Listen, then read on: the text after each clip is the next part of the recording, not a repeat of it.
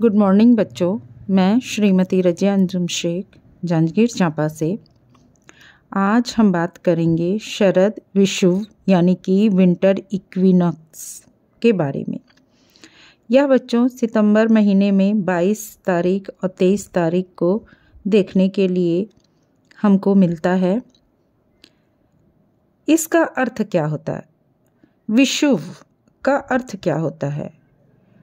तो बच्चों समझने वाली बात यह है कि ऐसा समय बिंदु होता है जिसमें दिन और रात लगभग बराबर होते हैं, यानी कि दिन जितना बड़ा होगा रात भी उतनी ही बड़ी होगी। अब आ जाते हैं विषुव का अर्थ या इक्विनॉक्स का अर्थ जानना।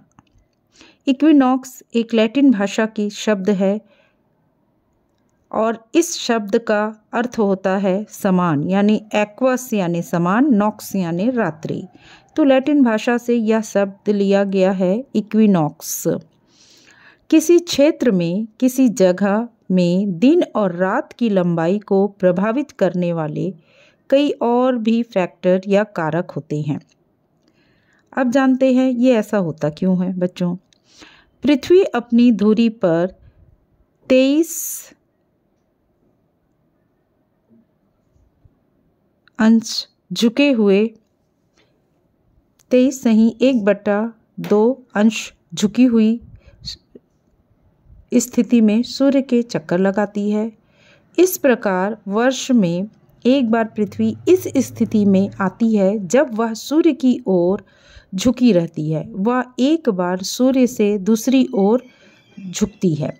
इसी प्रकार वर्ष में 2 बार ऐसा कंडीशन या स्थिति आती है जब पृथ्वी का झुकाव न सूर्य की ओर होती है और न ही सूर्य से दूसरी ओर होती है, बल्कि बीच में होता है। इसी स्थिति को हम विषुव या इक्विनॉक्स कहते हैं। इन दोनों स्थितियों पर दिन और रात की जो टाइम होता है, लंबाई होता है, वह लगभग बच्चों बराबर होता है। यदि 2 लोग भूमध्य रेखा से समान दूरी पर खड़े हों तो उन्हें दिन और रात की लंबाई बराबर ही महसूस होगी। ग्रेगोरियन वर्ष के आरंभ होते समय जनवरी माह से जो शुरू होता है, सूर्य दक्षिणी गोलार्ध में होता है और वहाँ से उत्तरी गोलार्ध की ओर आता है या अग्रसर होता है।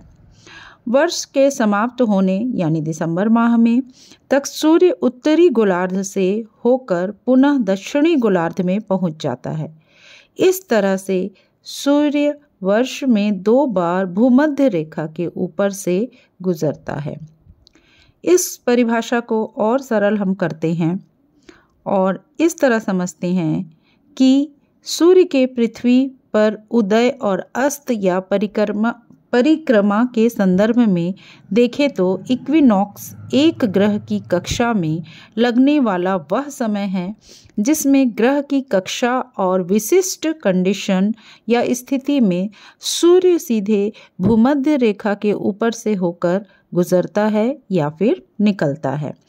दिन और रात बराबर होने की बात सिद्धांततः होती है, पर वास्तविकता में नहीं। आजकल यह समय लगभग 22 मार्च तथा 23 सितंबर को आता है। जब यह मार्च में आता है तो उत्तरी गोलार्ध में रहने वाले इसे वसंत विषुव कहते हैं और जब यह सितंबर में आता है तो इसे शरद विषुव कहते हैं।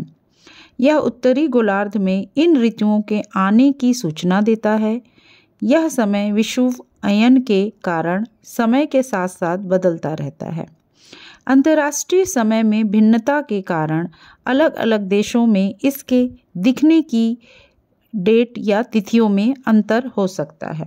उदाहरण के लिए अगर हम देखते हैं तो दूरस्थ पूर्वी देशों में यह यूरोप और अमेरिका से 1-2 दिन आगे पीछे दिख सकता है। हर ग्रह की एक काल्पनिक केंद्रीय रेखा को भूमध्य रेखा कहते हैं। इसके साथ ही भूमध्य रेखा के ठीक ऊपर अंतरिक्ष में एक काल्पनिक आकाशीय रेखा भी होती है। इक्विनॉक्स के समय सूर्य सीधे भूमध्य रेखा की सीध में होता है।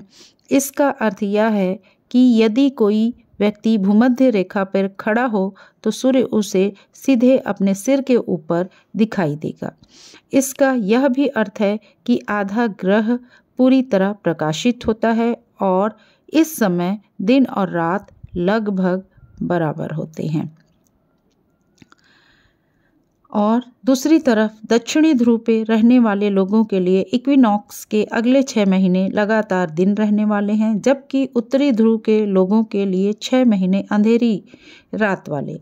इक्विनॉक्स के इस विशेष दिन दोनों ध्रुवों के लोगों को सूर्य का एक जैसा प्रकाश देखने को मिलता है, जबकि दोनों जगह मौसम अलग अलग होता है।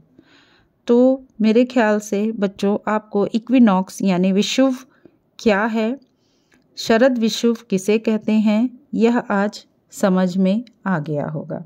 धन्यवाद।